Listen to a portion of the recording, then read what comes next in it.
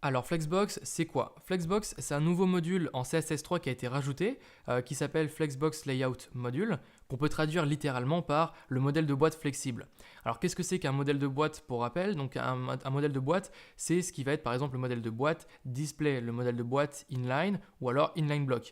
À ce même titre, vous allez avoir un nouveau modèle de boîte qui va apparaître, qui va être le modèle de boîte flex. Donc vous allez pouvoir faire display, deux petits points flex, pour rajouter ce modèle de boîte dans votre CSS.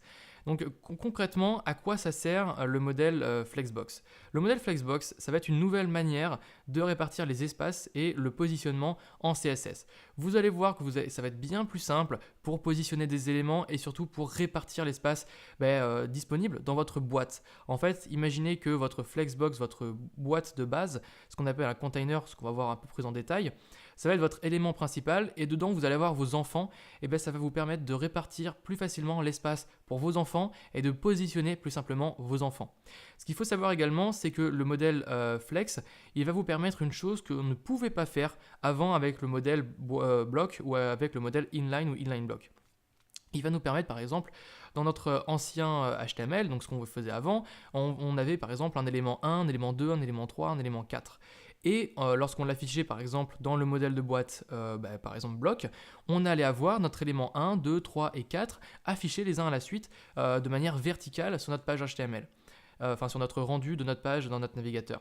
Et maintenant, avec le modèle Flex, ce qu'on peut faire, c'est modifier l'ordre. Donc c'est-à-dire que l'ordre va être indépendant du HTML de base. C'est-à-dire que si on veut que par exemple nos éléments soient affichés de la manière, par exemple plus ascendante mais descendante, c'est-à-dire ne faisant plus donc 1, 2, 3, 4, mais en faisant 4, 3, 2, 1, ce sera possible avec le modèle Flexbox.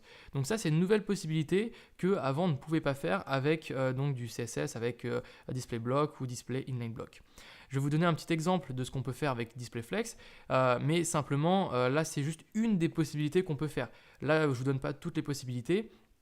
Mais par exemple, imaginons qu'on ait un menu avec différents liens dedans. Ce qu'on peut faire, c'est juste en une seule ligne de CSS, modifier l'apparence de nos différents liens. Si on veut les mettre tout à droite, on peut faire un flex end. Si on veut les mettre au centre, on peut faire un center. Si on veut donc les répartir sur les côtés, on peut faire un space between, etc., etc. Et en plus de modifier donc l'espacement de manière horizontale en CSS avec Flexbox, on va pouvoir le faire de manière verticale, c'est-à-dire qu'on va pouvoir adapter nos box sur la hauteur de notre boîte, de notre container, ce qui est l'élément parent. Et on va pouvoir également, donc comme je vous l'ai dit, modifier l'ordre des éléments en inversant par exemple l'affichage. Donc si on veut, on n'est plus obligé de faire 1, 2, 3, 4, mais faire 4, 3, 2, 1.